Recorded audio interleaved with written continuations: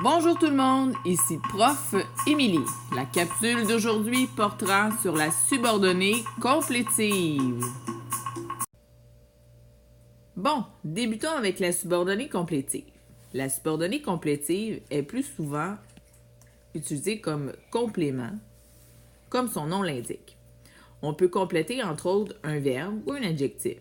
Elle s'enchasse dans le groupe de mots qu'elle complète. Regardons des exemples ici. Donc, je pense que nous trouverons une solution. Que nous trouverons une solution, ici, est complément du verbe pense. Je pense quoi? Que nous trouverons une solution. Dans mon deuxième exemple, je suis heureuse que nous ayons trouvé une solution. Donc, complément ici du verbe heureuse. Regardons maintenant qu'est-ce qui relie les phrases ensemble. Donc, c'est notre subordonnat. Le subordonnat que, aussi appelé conjonction, se place au début de la phrase subordonnée, comme dans ces cas-là. Le subordonnat peut aussi prendre les formes suivantes. Ce que, à ce que, de ce que. Dans l'exemple ici, je ne sais pas ce qu'il se passe. Je ne sais pas ce qu'il se passe. Donc, ce que ici est mon subordonnat. Regardons maintenant les fonctions de la subordonnée complétive. Il y en a deux. D'abord, la fonction complément du verbe. Donc, la subordonnée complétive complément du verbe remplit la fonction de complément direct si elle peut être remplacée par cela. Donc, je sais que la situation est grave. Donc, que ici, mon subordonnat. Je sais quoi? Que la situation est grave. Je sais cela.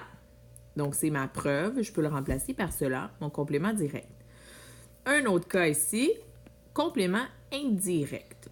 Donc, je me doute qu'il faut agir vite. Je repère mon subordonnat. Je me doute de quoi? Qu'il faut agir vite. Ici, qui est ma complétive. Dans un autre exemple, les chercheurs s'attendent à ce que ce soit la découverte du siècle. Les chercheurs s'attendent à quoi? À ce que ce soit la découverte du siècle, donc complément indirect. Je dois formuler ma question après mon verbe de façon indirecte à l'aide d'une préposition. Donc, ici, la subordonnée complétive a pour fonction d'être complément du verbe, soit direct, je le remplace par cela, ou complément indirect. C'était ma fonction A. Voyons voir maintenant ma deuxième fonction possible. La subordonnée complément de l'adjectif. Donc, B, notre deuxième fonction, complément de l'adjectif. Alors, une subordonnée complétive peut être employée pour compléter un adjectif. Dans les exemples ici, la cliente n'est pas intéressée à ce qu'on la rappelle. La cliente n'est pas intéressée, ici mon adjectif, à quoi? À ce qu'on la rappelle. Donc, à ce qu'on la rappelle, ici j'ai mon subordonnat, à ce que, qui vient compléter mon adjectif intéressé. Dans mon deuxième exemple, les voyageurs sont heureux que l'atterrissage ait eu lieu en douceur. Donc, que, mon subordonnat, que quoi? Que l'atterrissage ait eu lieu en douceur. Donc, ils sont heureux de quoi? Donc, mon adjectif ici et ici, que l'atterrissage a eu lieu en douceur, mon complément de l'adjectif heureux. Regardons maintenant la subordonnée complétive interrogative. Oh oh! Nouvelle subordonnée ici. Donc, une subordonnée complétive peut être interrogative, mais il s'agit d'une forme d'interrogation indirecte. Et ça, nous avons vu ça déjà en classe. Donc, type de phrase interrogative directe, donc avec un point d'interrogation. Pourquoi les élèves sont-ils en retard? À vous me le dire. Subordonnée interrogative indirecte. Je me demande pourquoi ils sont en retard. Remarquez qu'il n'y a pas de point d'interrogation à la fin. Alors, pour cela, observation. La subordonnée se termine par un point ici versus notre point d'interrogation ici. La subordonnée ne contient pas une inversion sujet-verbe. Donc, ici, alors que dans l'interrogative direct, nous avons ici une inversion. Et le subordonnat interrogatif complète un verbe qui exprime un questionnement.